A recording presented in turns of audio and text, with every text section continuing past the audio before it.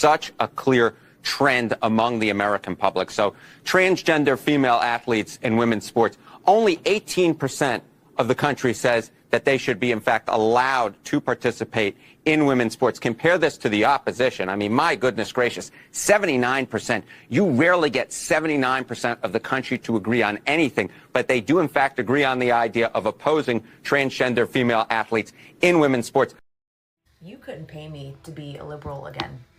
You couldn't do it. After watching that speech, I am convinced that Democrats hate America. The way that they didn't stand for Laken Riley's mother, the way that they didn't stand for that little boy who has brain cancer, the way that they didn't stand for that young man who got accepted into West Point. Are you with me on this? The way that they hate America. My God. Russia, if I may, President Putin is bombing Ukraine. Yeah. Do you still believe him when he tells you that he wants peace? You know, I believe him. I think we're doing very well with Russia. But right now they're bombing the hell out of Ukraine. I'm finding it more difficult, frankly, to deal with Ukraine. And they don't have the cards. Bill Nye just made a Nazi salute, and it's left everyone shaken. This feels like one of the darkest days since January 6th. Ukrainian President Zelensky has made it clear. He refuses to negotiate with Russia and will not make any concessions. He's committed to continuing the war no matter what. But in the midst of this, something unexpected happened. The European Union, after an emergency meeting, has failed to secure any new funding or rearmament for Ukraine. According to the NY Post, Europe couldn't come through when Ukraine needed them most. This was predictable from the start. Zelensky's hopes were high that the EU would step up and fill the gaps left by the US, but Europe is in no position to do so. Their economies are already struggling, especially after their self-created migrant crisis, which has drained resources. Europe is essentially broke and can't afford to support Ukraine on the scale that's needed. So what's next for Zelensky? Well, after being kicked out of the White House by Trump, Zelensky fled to the UK, hoping Europe would bail him out. But with no support from the EU, it looks like Zelensky will be coming crawling back to Trump for help. Who could have possibly seen this coming? As Europe collapses under its own burdens, the question remains, will Trump step up and give Zelensky the aid he so desperately needs, or will he let Europe continue to flounder in their own crisis? This whole situation was so predictable, but now we're left to watch the fallout. Tucker Carlson recently reignited the long-debunked conspiracy about President Obama's birth certificate, claiming that it lists Kenya as his birthplace. Such an honor to have met you. Hold up, I got one more thing to say. He has one more thing to say. I won't interrupt you. If you're a Democrat and you're being mean to President Trump, I'm on your bumper. I voted for Democrats my whole life. They never did anything they promised. They would come to the black church and sing some Negro spirituals with us and then disappear, peer. Once they got our vote, they never did anything they promised. I vote for a Republican once in my life, and this dude done did everything he promised on steroids. He ain't even been in office 2 months, and everything I voted for, I'm getting. It's amazing. Do he sleep? Like this dude, if he sleeps, he wake up on a mission to do what Nakia voted for. He said, Nakia want me to fix that border? I'm on it. Nakia want to make sure them tax dollars is being spent for Americans more than anybody else? I'm on it. Like this dude wakes up, I feel like, with me in mind. You know what I'm saying? I feel like he be thinking about me. It's like being at the casino. You put in that Democrat coin, you put it in and you pull the thing and no, you gonna win.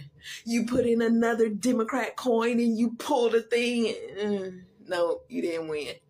You put in that Republican coin? I put in a Republican coin for the first time. Pulled the ding, ding, ding, ding, ding. I freaking won. Wow. So you know what that tells me? That tells me to never vote for Democrats again in life. Ever. Because you're not going to win with them. I voted for a Republican once and hit the jackpot, honey. I will continue to do that again and again and again. They promised. Wow, that is quite... You guys get back to the cockpit.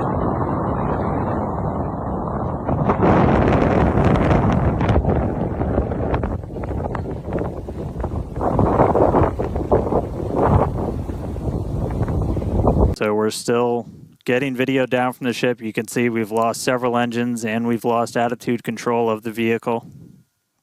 So we'll continue to stick with it. For those of you that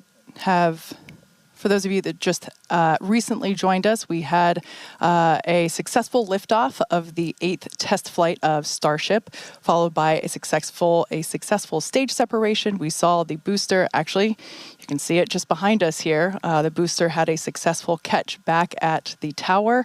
Unfortunately, it seems as though we lost the attitude control of the ship. Oh my gosh. Again.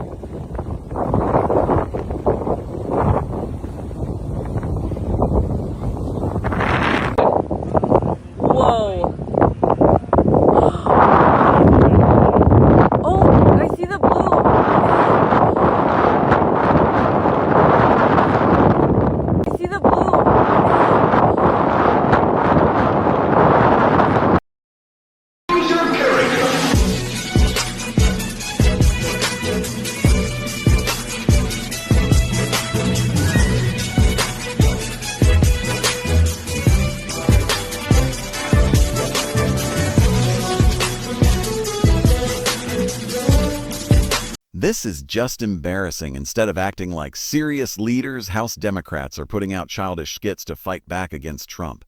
Is this really how they plan to challenge him? Memes and internet gimmicks? If they actually wanted to make an impact, they'd be presenting policies, not acting like social media influencers. This kind of behavior doesn't strengthen their credibility. It destroys it.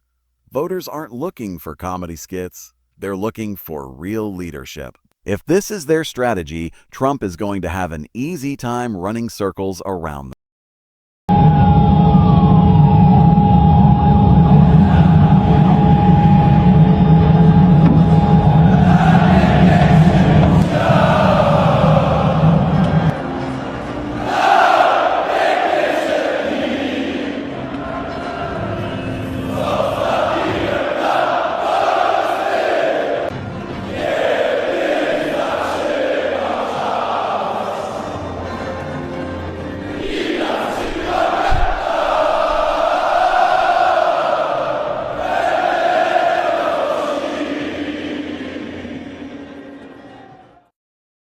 It has only been 44 days, but the president will have a lot to talk about tonight when he heads up to Capitol Hill to address a joint... 6 weeks ago, I stood beneath the dome of this Capitol and proclaimed the dawn of the golden age of America. Inaugurate a new president and vice president.